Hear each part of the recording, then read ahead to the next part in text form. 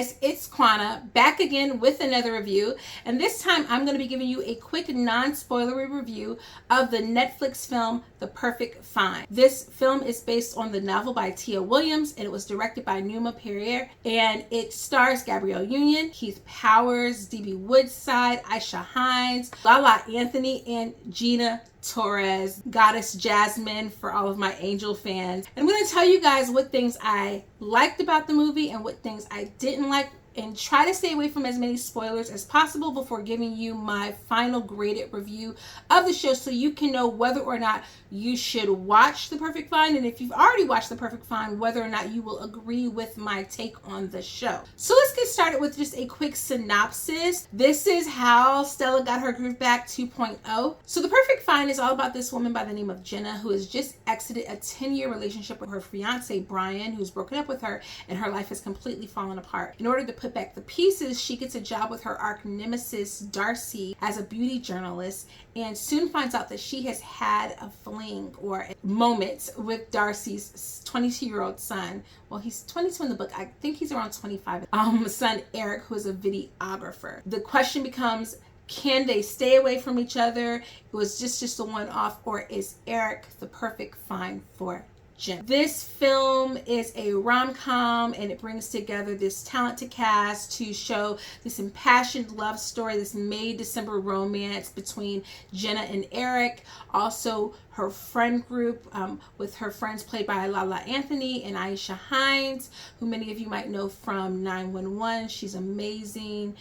She's been in some of my favorite dystopian shows on TV, like Under the Dome. And then you also have the story of how she's putting her life back together and the animosity that risen between her and Darcy. I finished reading the book yesterday, and then last night watched the show, just so that I could be prepared to talk a little bit about the film's adaptation of the book. And now most of us know, if we're readers, that the book is always better than the movie because it has an ability to spend more time on character development. I will say that the things that I really love about this film is I thought that the casting of Keith Powers was really good. That is an attractive young man, and you can't really get much better than Gabrielle Union if you're trying to cast an older woman who can pass as reasonably young. Here we have Gabrielle Union as a 50-year-old woman who does not look hide or hair near 50, and definitely looks closer to 40, but could also pass for someone in her 30s. She looks stunning.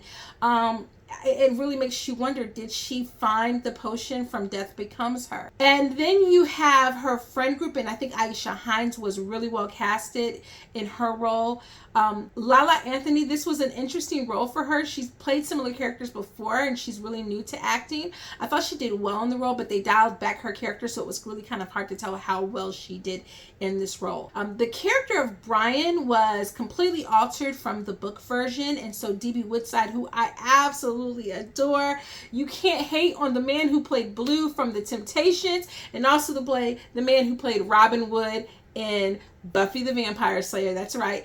And so seeing him on screen was wonderful, but he certainly doesn't look anywhere near as young as Gabrielle Union, and they completely changed the character. And I don't think it was a bad thing. I understand why they changed his character, because what this movie is really trying to do is it's really trying to dial into an explosion of Black culture, Black love, and Black cinema. There are cinema references in the book, but the film does amp those up and makes more of a focus on the cinema and less of the focus on the fashion, or kind of tries to marry the two so that they can explore these moments of Black cinema. And I think that was one of the touches or the changes that I really did enjoy. I don't know that I enjoyed the way it was handled with the fashion side of things, but just seeing some of the other references to Black cinema throughout the show was really nice. I wish they could have embedded more of those moments organically into like the shows that they were watching or the conversations that they were having. Another thing that the director Numa Perrier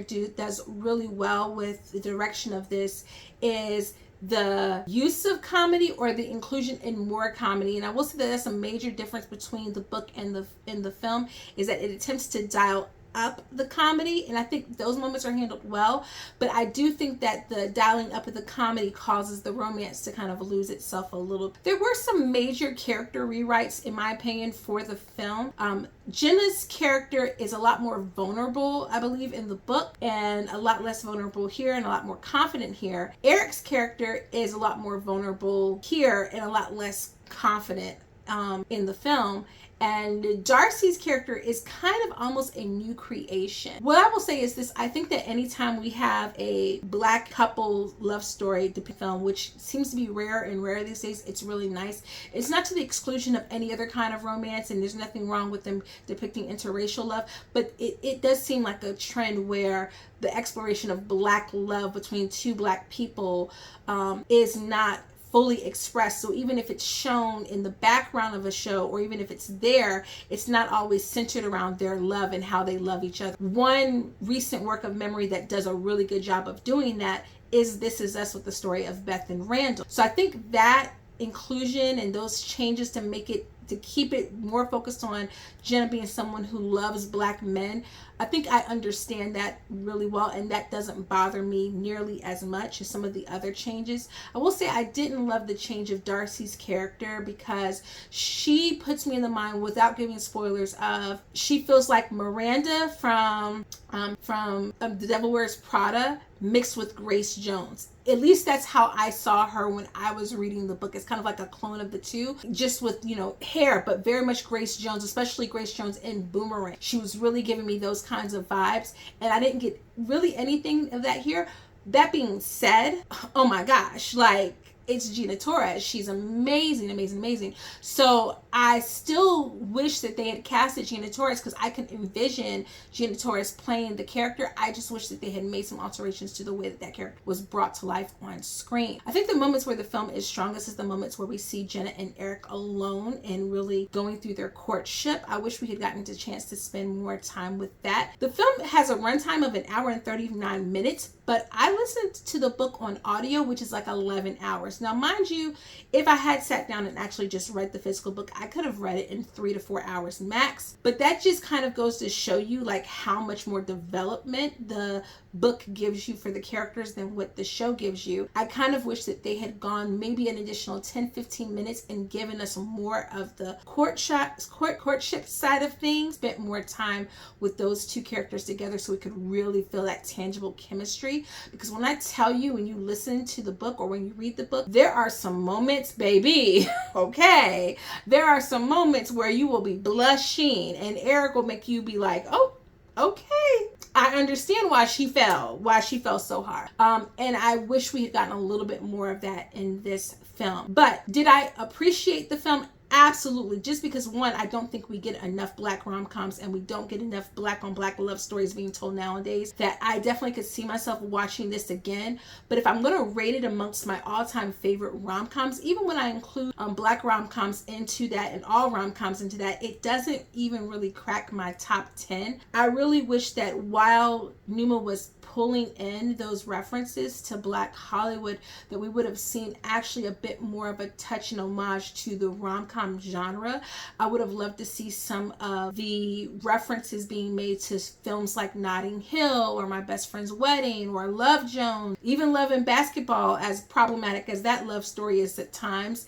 And I think if there had been a blend of some of that, we would have gotten a little bit closer to that passionate love we wanted to see. Also, the film majorly alters the ending of the book, and I'm not sure how I feel about this. So, my overall rating of the film is a B-, and that's not bad. It's just that in the rom-com genre, it's not at the top tier for me, because I am aware of the book, and that does alter my purview a little bit. I think even if I was unaware of the book, it still wouldn't be the top tier, because I really feel more passion, but it might have been slightly better. It might have been like a B average, or maybe no, it would have been like an even B, like an 85. Right now, I'm going to give it a B-, airing a little closer to a C+, but I really find it hard to give a black female director a C, because we don't have enough of them, and I know that they're developing their craft, so I gotta give kudos to my girl for that. The soundtrack, though, was on point. I don't know what the budget was for that. I also think, okay, there are a lot of celebrity celebrities who show up in this film, and I don't know if they just did this as a favor to Gabrielle Union, but if they were paid, which I'm sure they were because they would have gotten their SAG card stamped, that money could have been saved. It could have been saved to go somewhere else so that we could have gotten a little bit more authentic story from the book onto screen. I hate to say that, but yeah, I'm definitely going to give this a B-, but I definitely think if you love a good rom-com, you will enjoy this, and you can never, if you like rom-coms, you can't really get enough of it. So one thing I'm going to do a little differently, if you've stayed to the end of this video, is this. I'm going to ask you to hit that like and subscribe button. I do that all the time. But if you've not had an opportunity to watch the show or to read the book, I'm going to encourage you to do so. And next week, I will be having a live where we talk about the book and we talk about the show and we give full-on spoilers. So this is your alert for the assignment to make sure that you watch the movie, and if you get an opportunity to read the book, so that you can show up and ask questions. Please do me a favor and get in the comments of this video. Let me know if you liked the film, if you didn't like the film, would you watch it again? If you have questions about the book or the film, ask them below so I make sure I address them in the live, and I will see you guys next week, okay? All right, be safe, love each other. Toodles!